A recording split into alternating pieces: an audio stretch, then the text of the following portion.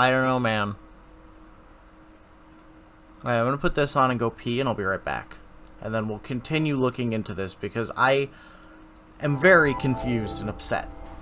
And no one accepted Wegener's theory was that no one in his day had ever seen the bottom of the ocean. Until the mid-20th century, most scientists assumed that the seafloor was basically featureless, like honestly, a giant wading pool. But it in the is 1950s starting and to look 60s, like pioneering it researchers is just like Marie Tharp magic. and Bruce Heezen began studying the bottom of the ocean. And they found that there was an enormous mountain range running right through the middle. How did the Earth gain 50% more mass? I don't know. It's fucking magic. Just deal with it. Oh, okay. So true. So true. Of the Atlantic. Eventually, more of these undersea mountain ranges, called mid-ocean ridges, were found I in will all the just world's deal with oceans, it. I'll just and they were cope all and volcanically seethe about active. it. These ridges, it turned out, are where the seafloor is made. Geologists realized that these mid-ocean volcanoes are actively creating the rocky material of the seafloor and spreading it outward in a process called seafloor spreading. But what the sea gives, it also takes away. Far from these ridges, at the edges of continents, researchers also found huge trenches. And here, the dense rocks of the seafloor dive below the lighter rocks of the continents in a process called subduction. So the denser, heavier crust that makes up the seafloor, known as the oceanic crust, moves under the lighter land masses known as the continental crust, just a few centimeters at a time. And as oceanic crust sinks back into Earth's interior, it begins to melt and mix with the mantle. So seafloor spreading and subduction are the two key mechanisms behind plate tectonics, the theory of how giant chunks of Earth's crust, called plates, move around the surface. And together they explain what Alfred Wegener never could. They show us how the continents of our planet come together and break apart. But Wegener was right. Throughout the planet's history, land masses have been joining together to form supercontinents, only to break up again millions of years later. See, this shit, it just doesn't... In history, land masses have been joining together to form supercontinents, only to break up again millions of years later. Like, why would all the continents be on one side of the planet and have there be no continents? I don't know.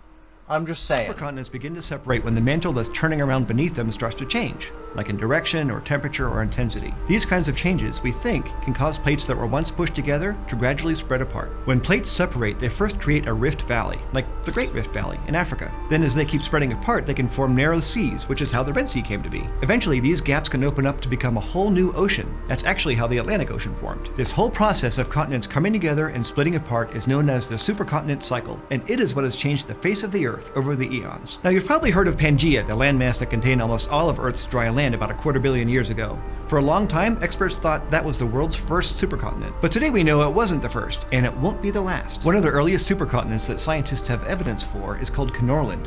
It existed 2.7 to 2.5 billion years ago, toward the very end of the Archean eon. It was made of continental crust that would eventually become parts of North America and Africa. And even though we call it a supercontinent, Knorland actually wasn't much bigger than Australia is today. Life on Earth at the time of Knorland was probably mostly single-celled, like the photosynthetic cyanobacteria that were starting to add oxygen to the atmosphere. Then, 700 million years after Knorland spread apart, another supercontinent began to form, called Nuna, or Columbia, depending on who you ask. The northern reaches of Nuna included land that would eventually become North America and Antarctica. And in the south were the cores of South America and Africa. Nuna existed from 1.8 to 1.4 billion years ago, in the middle of the Proterozoic eon. And it's here where we find fossils of the earliest plant-like organisms, red algae, which lived in a shallow sea in what's now India. Nuna broke apart, but the fragments came back together about 100 million years later. This new continent, called Rodinia, was the first supercontinent that geologists had found existed before Pangaea. And geologists were able to reconstruct Rodinia after... But, like, why do all of these supercontinents keep existing on one side of the planet? Like, why is it... Why do we now have an East and West hemisphere? Whereas then it was just like, oh yeah, there was nothing but miles of endless ocean on the other side of the planet. There was nothing over there. And Canada's east coast fit quite nicely into the west coast of South America. Rodinia broke apart about 900 million years ago. Doesn't make sense. Shortly after that, the world was plunged into another long ice age. About 650 million years ago, the next supercontinent, called Pannotia, came together. And here the first animals were found in the fossil record, living in coastal waters from the poles to the equator. First came the mysterious Ediacaran fauna, and then the animals that mark the Cambrian explosion. Animals probably didn't live... Did you just reference fucking... Hi, you're on a rock, floating in space. Pretty cool, You just huh? referenced Some of it's water. this. Fuck it, actually most of it's water. I can't even get from here to there without buying a boat. Fucking love it's this sad. guy. I'm sad. I miss you. How did this happen? A long time ago, actually never, and also now, nothing is nowhere. When? He Never. should sue. Makes sense, right? Like I said, it didn't happen. Nothing was never anywhere. That's why it's been everywhere. It's been so everywhere you don't need a where. You don't even need a when. That's how every it gets. Okay. Bill Wirtz is a cool channel. Thank you. Yeah, Stephen, like, when I'm pointing out grifters in the conspiracy community, Stephen Greer is generally one of the first I point to. Him and fucking Spirit Science guy. Alright, battle phase, let's go. I kill you. Tom DeLonge.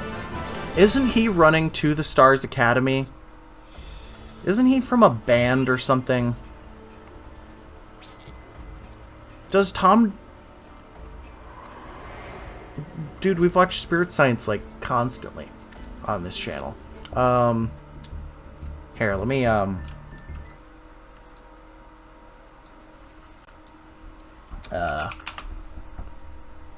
we always talk about Spirit Science here. Yeah, he's from Blink-182.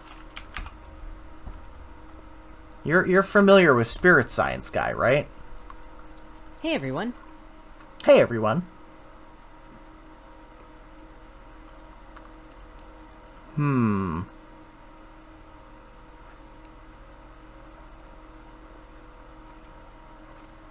Yeah, this dude. Oh, the Psychedelics movie. We might have to do a stream on that. Floating geodesic domes. Alright. We're gonna have to look... We're gonna have to look into this guy again. I want to look at this. But Tom DeLonge, to the best of my knowledge... To the Stars Academy. I think he's just using the money he already had.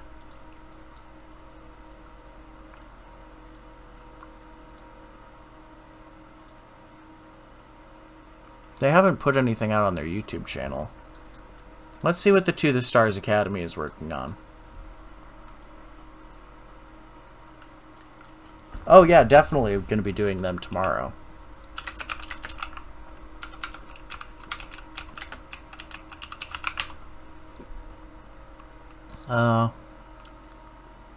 Oh, it's already over. Wow. Are you, the commander, are you talking about, not Stephen Greer, not Tom DeLonge,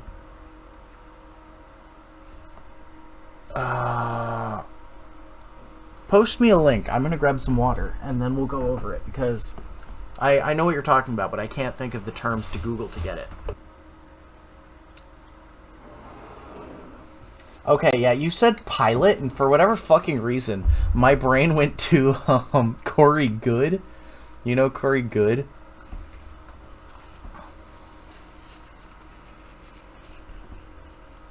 I was stationed aboard a cruiser when I was in the military, and the stories people had and the stuff we saw was pretty surreal. Yeah, see, that's the thing about the UFO experience, is that so many people see it that it's impossible to just discredit everyone.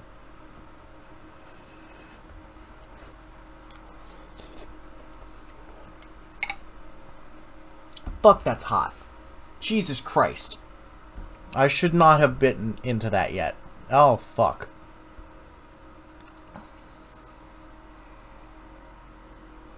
Okay. Okay. It's beans. We're eating beans today. Started recording intermittent radar tracks on an advanced AN-SPY-1B passive scanning phased array radar. Thinking the brand new radar was malfunctioning, Princeton sailors restarted and recalibrated the systems.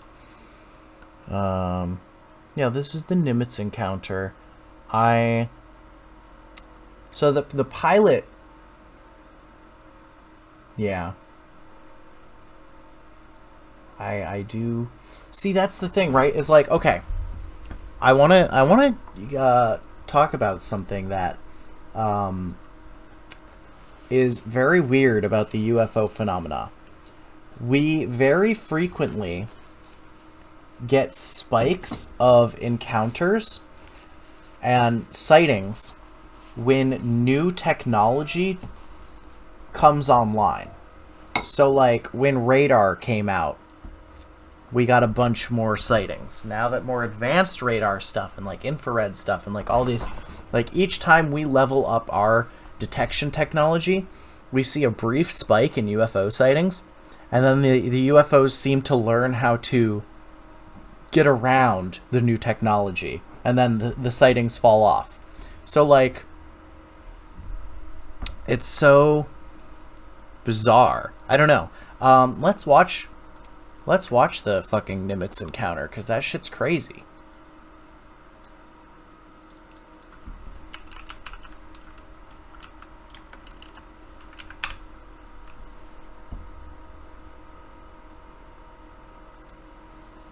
Wait, this is like...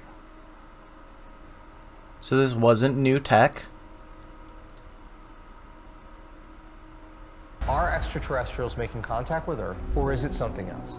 How about this 2004 Nimitz Maybe report? it, we yeah, got? maybe it That's has something to do with the So software, but... We are going to use the same methodology here that I use in my conflict analysis. So before we can determine whether extraterrestrials have contacted mankind, we must first eliminate terrestrial technology as a source for I what want we the see railgun. happening in our airspace. Well, and the its 2004 white Nimitz budget has incident no funding for is the the best railgun. evidence we have to The begin to answer black that budget question. probably has lots of funding for the railgun. Or it's already, like, ready. It is absolutely... There it goes. Look at that. In 2004, the USS Nimitz aircraft How do they always get was this guy to stationed off narrate the coast everything? of San Diego, California, when one of the ship's fighter jets engaged a strange object in the sky, capturing footage of the incident on its infrared camera. This is not some crazy person with their cell phone on Instagram, right? This is a $15 billion aircraft carrier with its radar systems, Yep. everything state of the art. What is that? That's the thing, is, like, We went out there primarily to do... so many people see this shit.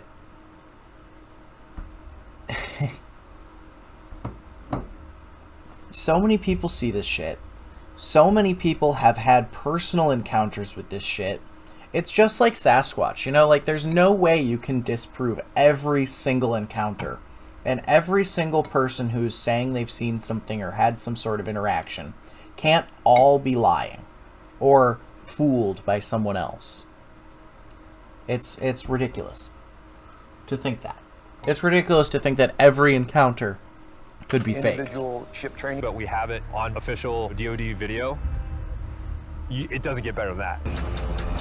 It literally doesn't, and yet still we're having the conversation of, is everyone, you know, who had fucking encounters crazy, you know?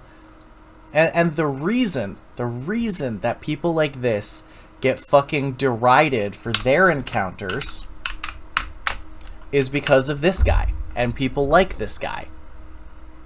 Oh no, the Spear Being Alliance.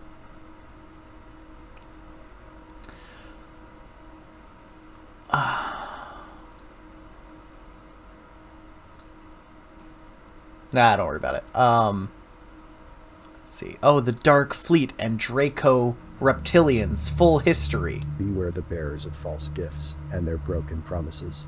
Much pain, but still time. Believe, there is good out there. We oppose deception. Conduit closing. So, like, people like this are the reason the UFO phenomena isn't taken seriously. Because this guy is literally just grifting and selling books. You know how many books this guy has written